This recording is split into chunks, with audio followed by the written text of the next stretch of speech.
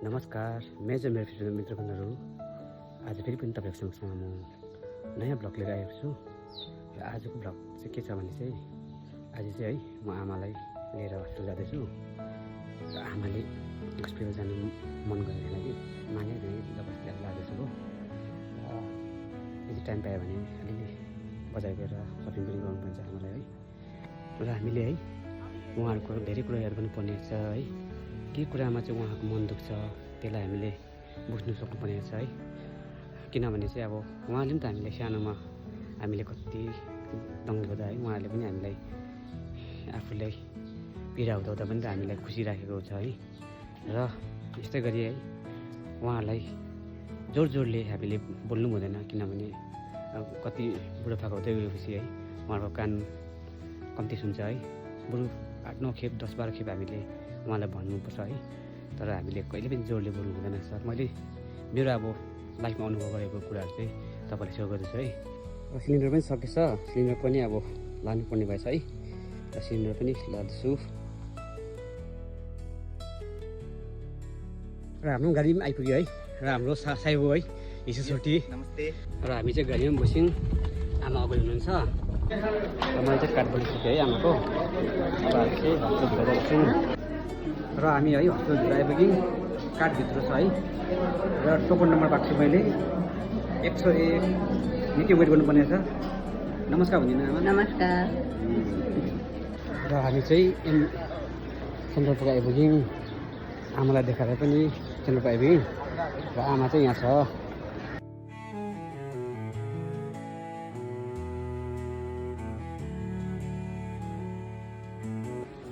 र हामी चाहिँ अब सपिङ पनि सक्यौँ।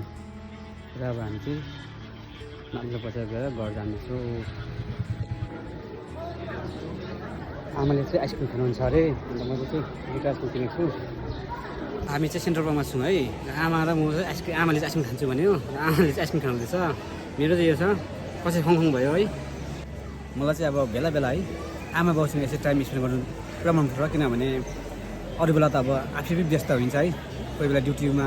त्यसले गर्दा आज चाहिँ टाइम पाएको थिएँ र आज चाहिँ मजाले आमासँग चाहिँ टाइम स्पेन्ड गरेको छु है। अहिले त आमा आइसक्रिम खोइ आइसक्रिम भएको। र फाइनली हामी घर पनि आइपुग्यौँ है। आजको मौसम पनि यति साह्रो राम्रो छ। र आमा पनि आइपुग्नु भयो। र हामी घर आयौँ। र आमाले आज के ल्याउनु भएको छ है त्यो तपाईँलाई देखाउने छु। आमाले हेर्नुहुँदैछ के लिएको रहेछ है। आज कम्ती कम्ती सपिङ गर्नु भएको थियो। के रहेछ आमा त्यो?